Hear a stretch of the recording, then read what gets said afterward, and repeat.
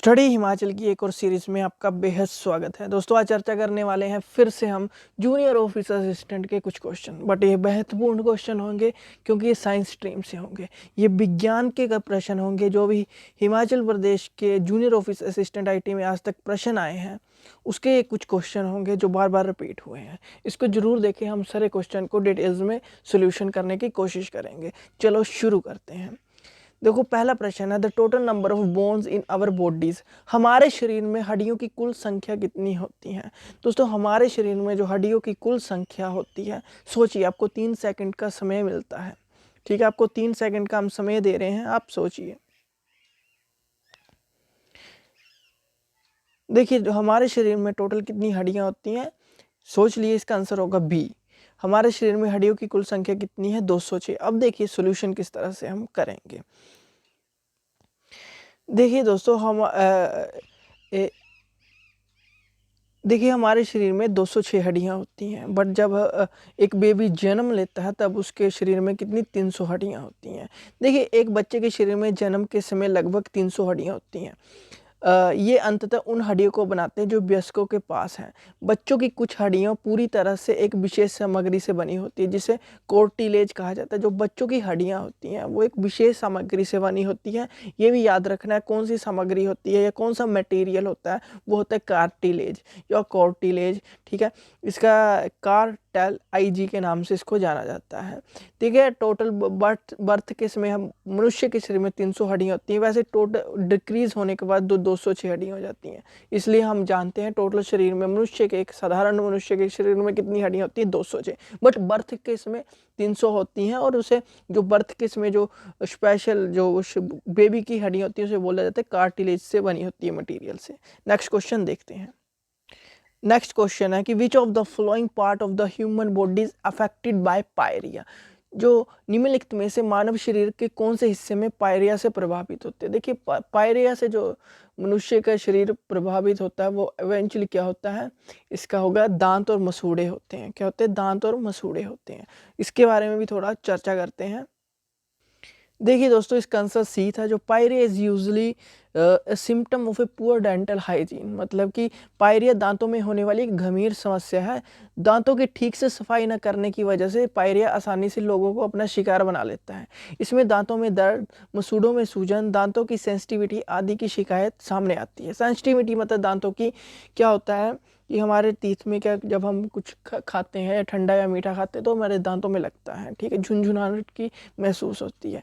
तो उसके कारण पायरिया की वजह से अश्म में दांत गिरने का भी खतरा है, जिसके कारण पायरिया में जब बैक्टीरिया लग जाते हैं, ठीक है, इन्फेक्शन होने लग पड़ता है दांतों में, मसूड़ों में, तो क्या होता है, हमारे दांत गिरने का खतरा भी ज़्यादा बढ़ जाता है और दांतों में दर्द भी अधिक होती है। नेक्स्ट क्वेश्चन देखते हैं। नेक्स्ट क्वेश्चन है कि which of the following virus causes common cold. निम्नलिखित में से कौन सा विषाणु जुकाम फैलाता है? दोस्तों, इसका आंसर क्या होगा? सोचिए।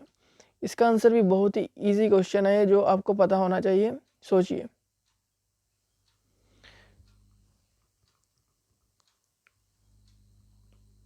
देखिए, इसका आंसर होगा राइनो विषाणु। ठीक है, इसे राइनो वायरस के नाम से भी जाना जाता है। जो कॉमन कोल्ड होता है राइनो वायरस के कारण ही होता है, याद रखना है। इसके बारे में थोड़ा चर्चा करते हैं।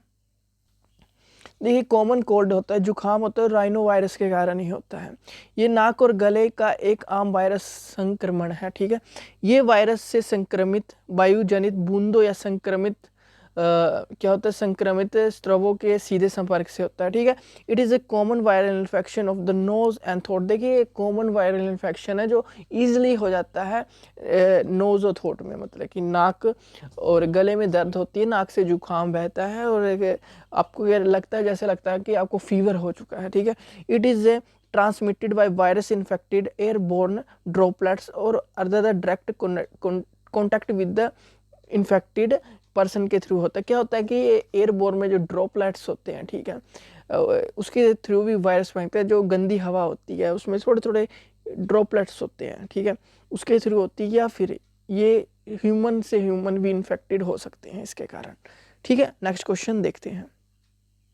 दोस्तों, नेक्स्ट क्वेश्चन है कि photosynthesis takes place faster in, प्रकाश संश्लेषण डैश में तेजी से होता है। जो फोटोसिंथेसिस है टेक्स प्लेस फास्टर इन, किस में ज़्यादा फास्टली होता है? दोस्तों, इसका आंसर है, सोचिए, 3 सेकंड का आपको समय मिलता है। इसका आंसर होगा दोस्तों बी होगा।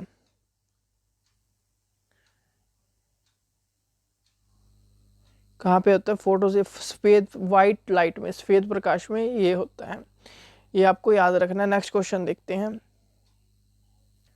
उससे पहले दोस्तों आप हमारे चैनल को सब्सक्राइब कर सकते हैं, आप हमें व्हाट्सएप कर सकते हैं नोट्स के रिगार्डिंग, ठीक है। आपको यहाँ पे अब हमें मॉक टेस्ट मिलेंगे, डेली मॉक टेस्ट सीरीज़ होगी। टेस्ट सीरीज़ के साथ साथ आपको नोट्स भी दिए जाएंगे और आपका क्या होगा, हमारी टीम आपको एनालाइज करती रहेगी।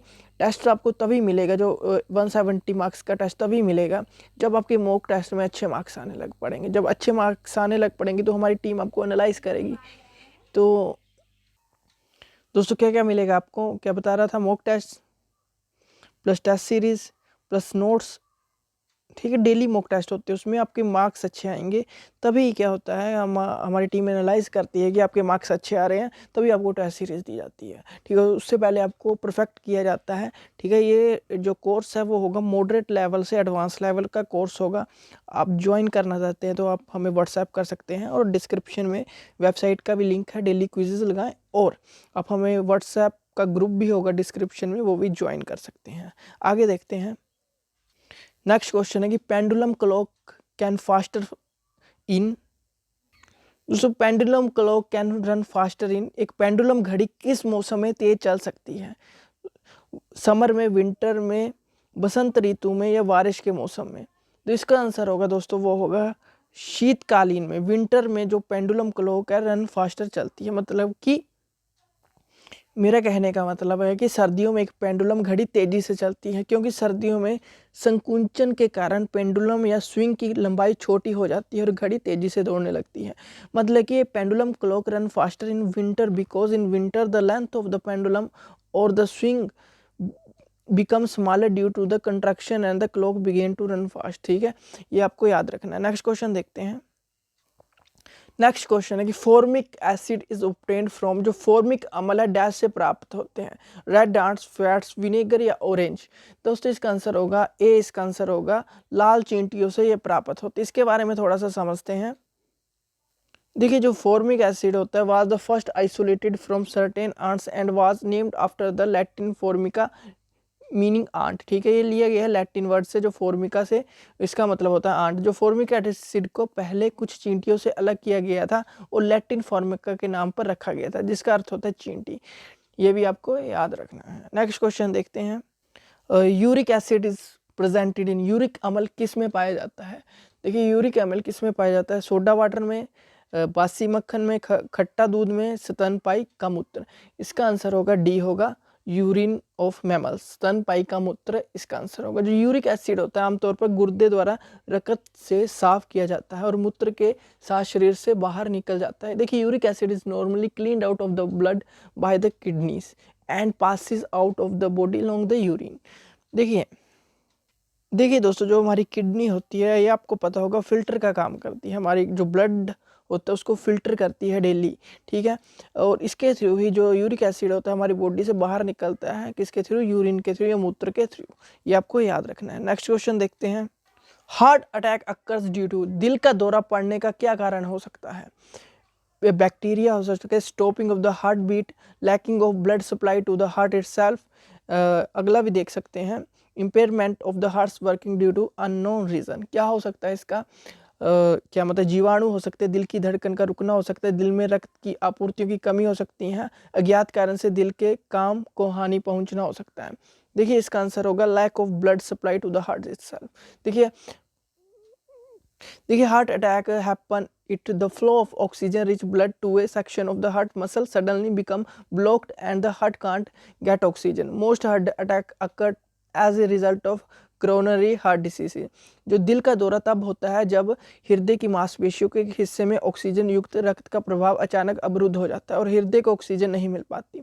ज़्यादातर दिल के दौरे कोरोनरी हृदय रोग के कारण ही होते हैं। देखिए हार्ट अटैक जो आता है वो ज़्यादातर किसके कारण होता है? जब बॉडी में ऑक्सीजन की सप्लाई नहीं होती है। देखिए हमारी जो आर्टरीज होती हैं, ठीक है, वहाँ पे क्या होता है, कोलेस्ट्रॉल कभी कभार हो जाता है, कोलेस्ट्रॉल जम जाता है, ठीक है। हम बहुत भारत में आपको पता है तेल, घी ऐसी चीज़ें खाई जाती हैं, ठीक है, जिसमें क्या होता है ज़्यादा फैट होता है। उसमें क्या होता है, कोलेस्ट्रॉल हमारे यहाँ जम जाता है, जो जो सांस हृदय को जो सांस पहुंचाने वाली नली है, ठीक है, उसमें कोलेस्ट्रॉल जम जाता है। उसके कारण भी क्या होता है, हार्ट अटैक, जिसके कारण हमें ऑक्सीजन अपने हार्ट को नहीं मिलती है और क्या होता है, हार्ट अटैक आने के चांसेस हो जाते हैं, जिसे हमें कोरोनरी हार्ट डिसीज के नाम से भी जानते हैं, ठीक है, कोरोनरी हृदय रोग के रूप में भी जानते हैं। नेक्स्ट क्वेश्चन देखते हैं।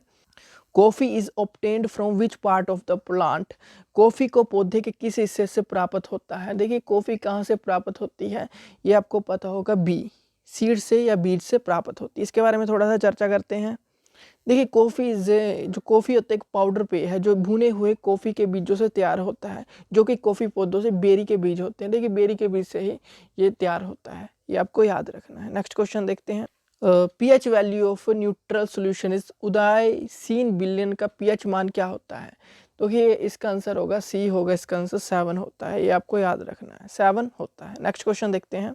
नेक्स्ट क्वेश्चन है कि लैक्टोज इज प्रेजेंट इन, देखिए ग्रेप्स में होता है, मिल्क में होता है, लाइम में होता है या विनेगर में होता है। देखिए लैक्टोज होता है वो दूध, एक सफ़ेद तरल पदार्थ है जिसमें प्रोटीन और लैक्टोज जैसे पोषक तत्व होते हैं। तो इसका आंसर क्या होगा, दूध ही होगा, मिल्क होगा।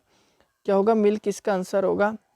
ये आपको याद रखना है कि milk is a white liquid which contain nutrients like protein and lactose, ये आपको याद रखना है। Thank you.